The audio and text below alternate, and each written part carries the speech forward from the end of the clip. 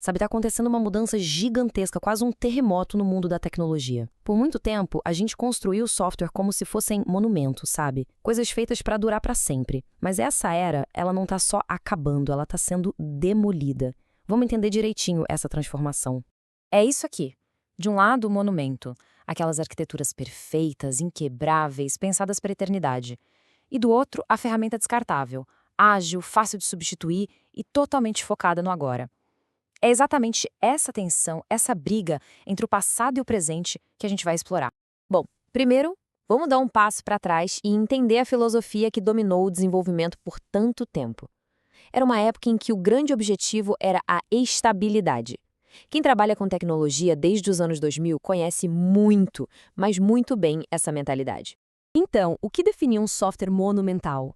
A ideia era essa: criar um sistema tão robusto, tão bem feito, que ele pudesse funcionar por décadas sem precisar de grandes alterações. O orgulho do engenheiro ou da engenheira estava ali, na durabilidade do seu código. Só que aí, o jogo virou. A velocidade da inovação, principalmente com a chegada da inteligência artificial, começou a simplesmente derrubar esses monumentos. Vamos ver como está acontecendo na prática. Olha só essa reflexão do Aaron Levy, o CEO da Box. Ela captura o momento de forma perfeita. O que era tecnologia de ponta no trimestre passado, hoje pode ser completamente obsoleto. A velocidade da evolução se tornou implacável. E para isso não ficar só na teoria, vamos pegar um exemplo bem concreto, uma coisa que muita empresa quer fazer hoje: ensinar uma inteligência artificial a entender os documentos internos da companhia.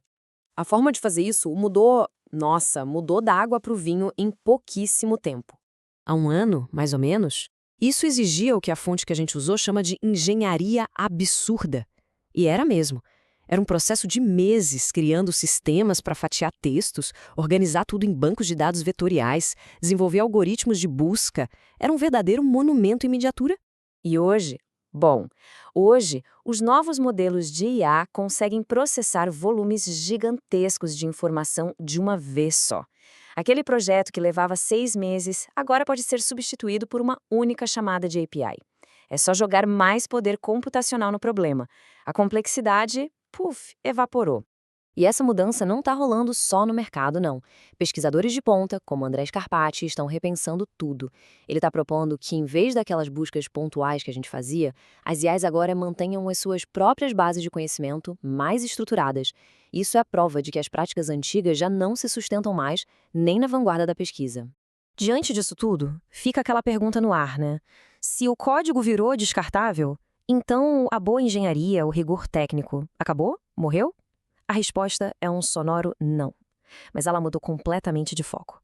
E é agora que a gente entra na parte de redefinir o que significa ser um bom engenheiro ou uma boa engenheira de software hoje em dia. Não se trata de abandonar a qualidade de forma alguma, mas sim de aplicar essa qualidade de uma maneira totalmente nova. Tem uma frase na nossa fonte que é simplesmente perfeita. Diz que o rigor técnico não desapareceu. Ele só mudou de endereço.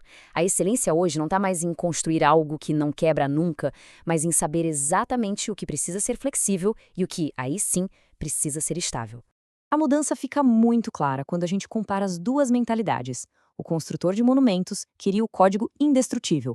O construtor moderno quer um código fácil de substituir. A habilidade principal deixou de ser a arquitetura perfeita e passou a ser a integração flexível. E o mais importante de tudo, o valor saiu do código em si e foi para o problema de negócio que está sendo resolvido. É essa mentalidade que explica por que plataformas visuais e de baixo código, o famoso low-code, estão crescendo tanto. Elas brilham nesse cenário porque, poxa, se um sistema vai ter que ser refeito a cada 6 meses, é muito mais rápido e barato fazer isso com interfaces visuais do que com milhares e milhares de linhas de um código super rígido. Vamos então para a nossa parte final para entender como tudo isso exige uma nova forma de pensar. É uma mudança de filosofia para qualquer pessoa que cria produtos digitais hoje. O software deixou de ser aquela obra de arte intocável. Ele virou uma ferramenta efêmera, temporária. Ele nasce para resolver um problema imediato e quando a necessidade muda ou a tecnologia evolui, a gente simplesmente troca a ferramenta. Sem apego emocional, sem drama com o código que foi escrito. E a gente termina com essa pergunta, essa provocação que a fonte deixa no ar. Pensa bem nisso. Se um sistema que está sendo projetado hoje tem grandes chances de ficar obsoleto em 8 meses, ele ainda deveria ser construído da mesma forma, com o mesmo esforço? Essa é a questão que está redesenhando a engenharia de software bem na nossa frente.